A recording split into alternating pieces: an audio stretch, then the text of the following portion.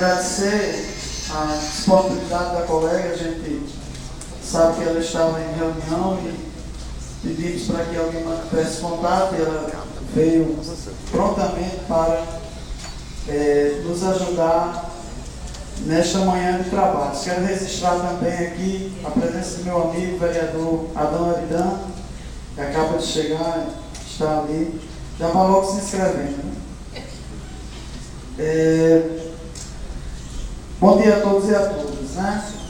Eu quero ser muito breve na minha fala, mas pontuando a necessidade que vi de termos um programa, um trabalho, uma ação dentro das nossas escolas, da rede pública municipal, estadual e também as nossas escolas particulares. Nós temos, assim, uma vivência muito próxima a essa realidade, e na última audiência eu colocava assim, com muita propriedade aqui, que esse nome, o nome em si, ele é complicado. Bullying, às vezes a gente até se atrapalha na pronúncia, até porque nós não somos americanos. A gente tem, o nosso país, ele tem eu considero um defeito grave, que é essa americanização, né? Coffee, beautiful. E nós não somos americanos, nós somos brasileiros. Brasileiros, e deveríamos valorizar mais nossa língua, né? Infelizmente é bullying. Não, diga preconceito. Fica mais bonito. Preconceito. Todo mundo sabe o que é. Então, o bullying não é nada mais, nada menos do que uma forma materializada do preconceito, da discriminação e da criminosa homofobia, do racismo que existe no nosso país. Nós vivemos em um país extremamente hipócrita, uma sociedade hipócrita, que constrói seus heróis e os seus monstros. A própria sociedade constrói. A desigualdade social do nosso país é a maior vergonha que ele carrega. Nós temos uma linha que em determinados momentos ela se transforma num muro de concreto entre um segmento e um outro, entre uma comunidade e outra.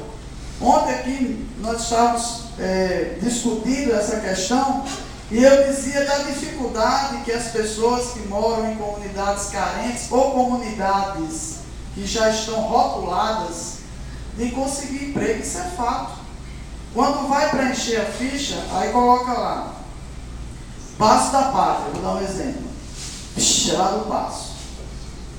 Aí coloca Rogas, Mãe Luiz, Ave Maria, Guarapes.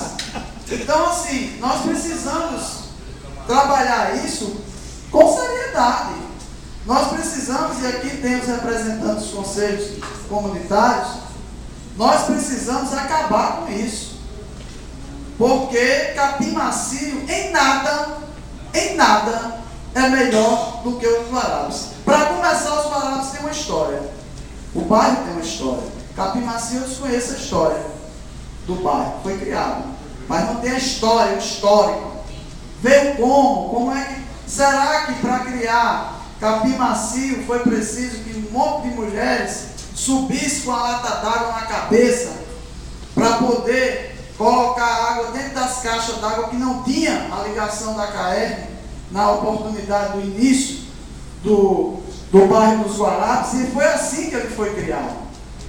A comunidade não tinha acesso, a comunidade descia, carregava as pedras de paralelepípedo para levar lá para cima com as próprias mãos. Então, são bairros importantíssimos para a nossa cultura, são bairros importantes para que a gente ensine aos nossos filhos os valores que nós temos na nossa cidade.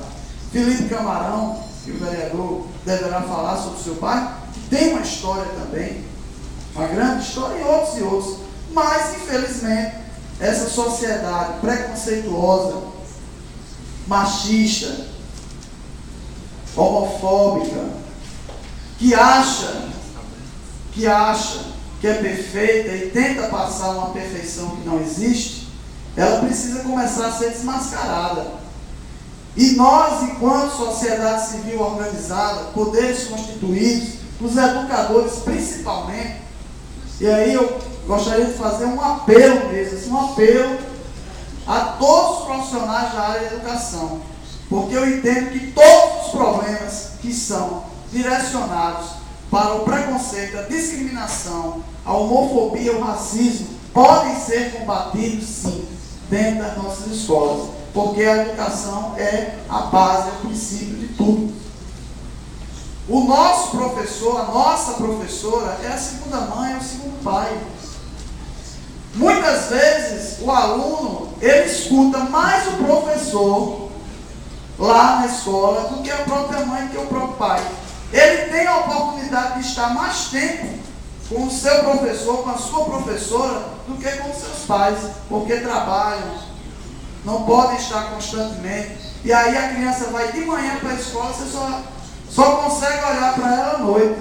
E eu digo isso com propriedade, tenho 2 filhos. E meus filhos, eu saía de manhã, quando eu saía eles estavam dormindo.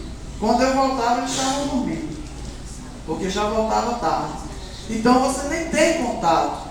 Essa vida louca que a gente vive, né? A sobrevivência, você tem que trabalhar para poder você sustentar seus filhos.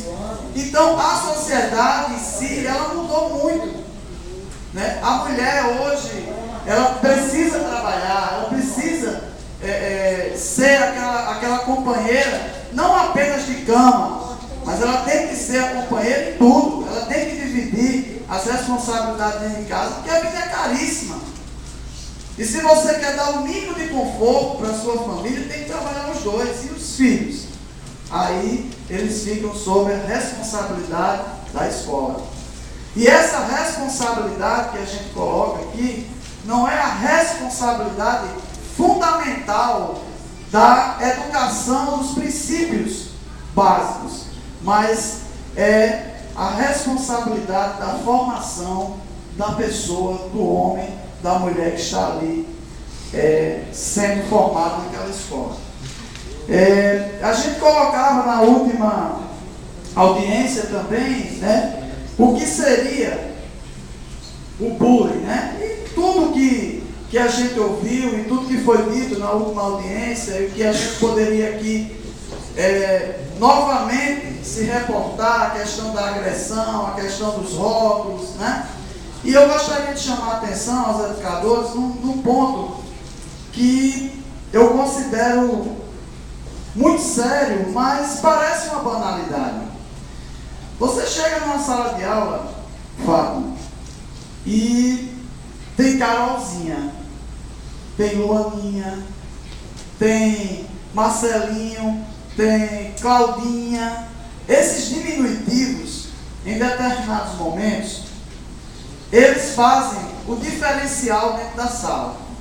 Então, se eu tenho Paulo e eu tenho Paulinho, eu estou dizendo que Paulo é Paulo e Paulinho é uma forma carinhosa.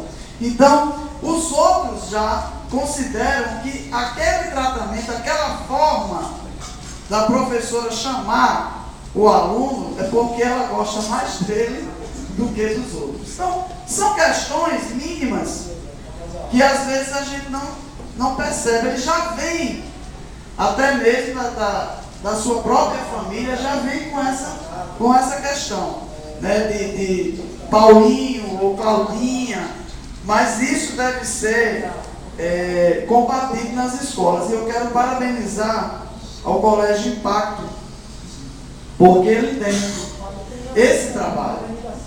O Colégio Impacto, ele não permite esse tipo de pronúncia por parte dos seus professores com relação aos alunos.